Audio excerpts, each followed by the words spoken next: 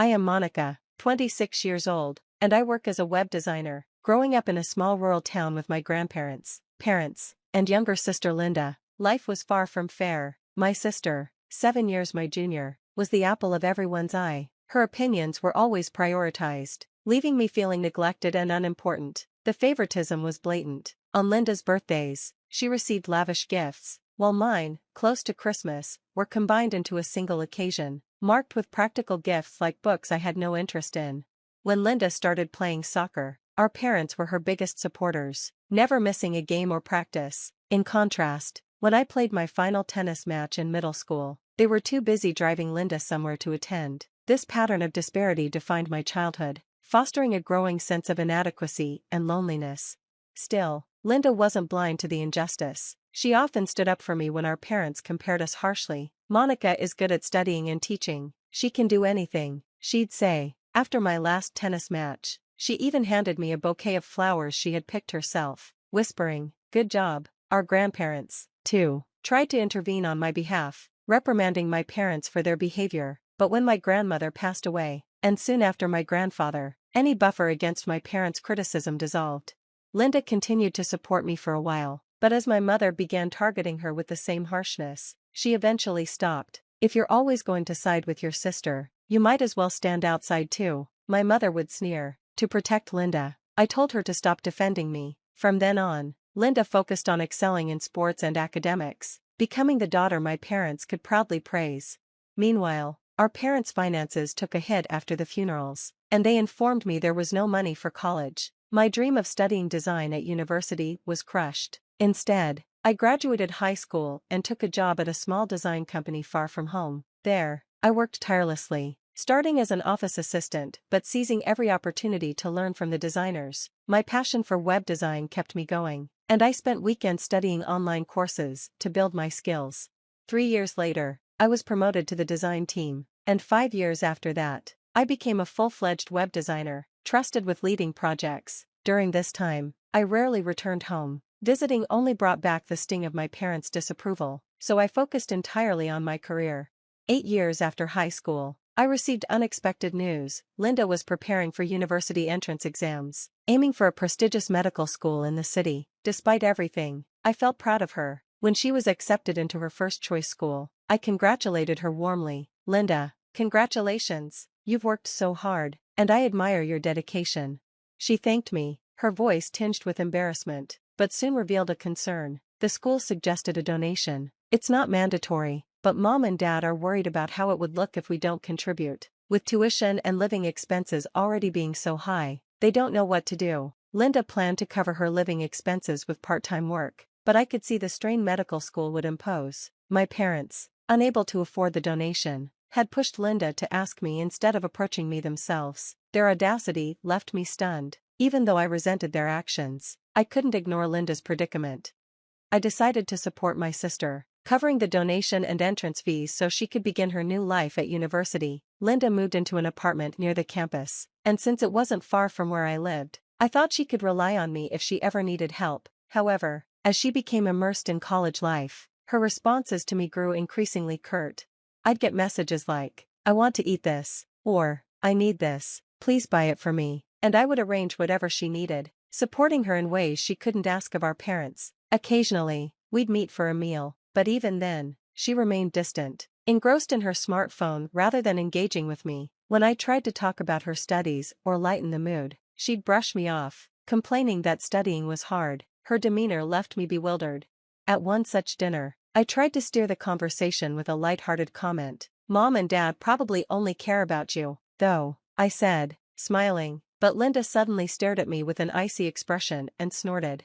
"Of course, a medical student like me and a high school graduate designer like you are incomparable. No one cares about a job that doesn't even need qualifications like yours." Her words felt like a slap. "There's no need to say it like that," I replied, stunned. Linda rolled her eyes. "It's the truth. Being a designer is just a title. Anyone can make a website if they look it up online. You'd probably be better off getting a real qualification, but that's hard for someone who only graduated high school." I tried to defend myself. "It's not that simple. I'm studying and working hard every day. You shouldn't judge without understanding." Linda dismissed me with a displeased glance and clicked her tongue. Dad and Mom are right. They say you're a disappointment. Someone who couldn't even go to college. I'm only here because they told me to watch over you and make sure you don't fall any lower. I froze, her words sinking in like stones. Memories of my parents comparing us since childhood rushed back. Linda is smart, kind, and dependable, while Monica is stupid, clumsy, and can't do anything. I lowered my head, feeling like I couldn't breathe. Seeing me bow my head, Linda mistook my silence for tears and smirked. I'm going home now, she said briskly and left. Living on her own had transformed Linda. Surrounded by exceptional people and showered with praise from our parents, she fully believed in the image they painted of her as a prodigy destined to be a top doctor. Meanwhile, their disdain for me was reflected in her tone and attitude, as though she had absorbed their judgment entirely. That winter, as usual, I returned home for the holidays. My parents had asked me to come back with Linda, who hadn't visited since starting university. When we arrived, it was clear who the focus of their attention was. The table was piled high with steak, pizza, and treats to celebrate her visit. That evening, neighbors, relatives, and even Linda's old classmates gathered for a grand party. Linda basked in the attention, boasting loudly about her life at university. Mom keeps asking me to come home more often, but you know how tough it is at the country's most prestigious medical school. I can't just leave my team projects or relax at home. People are always contacting me about something, and it's exhausting. I busied myself in the kitchen, avoiding the spotlight, but I could hear her voice dominating the conversation. To the parents and relatives, her boasting seemed fine, but to the neighbors and classmates, it must have sounded grating. When I brought out a tray of wine, an elderly neighbor tried to shift the attention to me. Monica, aren't you working in design? Before I could respond, Linda and my parents cut in. You can't really say much about her. She's trying, but she didn't even go to college. She's such a disappointment, my mother said bluntly. The room fell awkwardly silent. Many of those present hadn't gone to college themselves and were raising families or working hard, but they refrained from contradicting her. Only my parents and Linda seemed oblivious to the discomfort. Feeling humiliated, I tried to slip away, but Linda stopped me. You still come home a lot, don't you, Monica? I guess you don't think about anything. Maybe that's why you're so bold, she said, laughing loudly. Our parents joined in, laughing as if it was all a joke. If you say that much, Linda, it'll hurt her feelings. Poor Monica, my father added mockingly. My anger boiled over. I clenched my fists and managed to squeeze out. It's better if I don't come back next year. I get it. Relatives and neighbors looked at me with concern, but I ignored them, putting down the tray and grabbing my coat and bag. Linda smirked as I prepared to leave. I understand. Don't bother coming back again, she said with a wave, and my parents echoed her sentiment with casual indifference. Heart pounding with anger and sorrow, I stepped out into the cold night, leaving behind the people who had so thoroughly dismissed me. I didn't look back. As I headed to the station, I fought to suppress the storm of emotion swirling within me. Returning home always left me with a heavy heart. When I was aspiring to be a web designer, I could use my studies as an excuse to distance myself from my parents, but as I grew older and advanced in my career, I found it harder to sever ties completely. The lingering sense of familial obligation weighed on me, even as I struggled to reconcile the disappointment and anger I felt toward them. Linda was still a university student, young and inexperienced in the realities of working life. Perhaps that's why she couldn't grasp how much effort it took to navigate society independently. I told myself that our parents had likely done their best in their own way to raise their children. Still, it was undeniable that they had spent years putting Linda on a pedestal, praising her as a genius while adopting a condescending attitude toward me. That winter, Linda's terrible behavior during our family gathering solidified my resolve. I realized that if I truly valued my own work and self-respect, I couldn't continue this toxic relationship, even with my own family. It was in that moment I decided to cut ties for good. Months passed after that decision. One day, I received an unexpected call from Linda. When I didn't answer, she persistently left messages, urging me to pick up. Reluctantly, I finally answered. Did you pay my tuition properly? Linda's voice carried a mixture of urgency and entitlement. I responded calmly. I paid the donation and the entrance fee before you enrolled. What about this year's tuition? The university is asking for it urgently, she replied.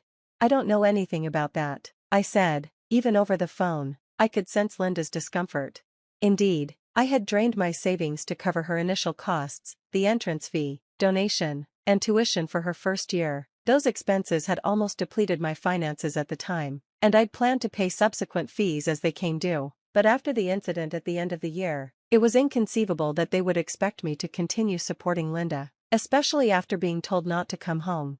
I paid the donation because I wanted to support you, I said firmly. Didn't Mom and Dad send you to an out-of-state private university because they could afford the tuition? Or did they do it knowing they didn't have the money?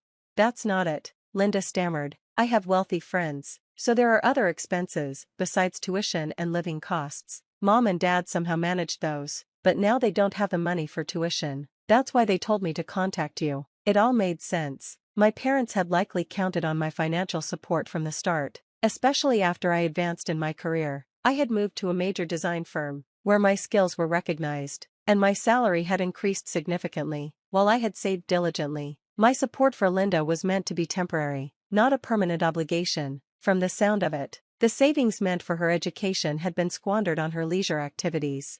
Despite this, I no longer had the emotional capacity to forgive. Helping with the tuition wouldn't have been financially difficult, but I refused.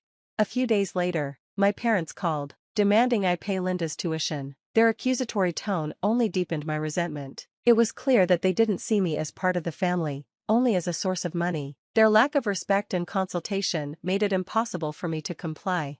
Linda began calling almost daily. Her messages were filled with self-centered pleas. Please pay the tuition. If you don't, I'll be expelled. Scholarships and part-time jobs aren't enough. It would be a waste if someone as promising as me had to leave school. I'll pay you back when I start working. Just help me. As family.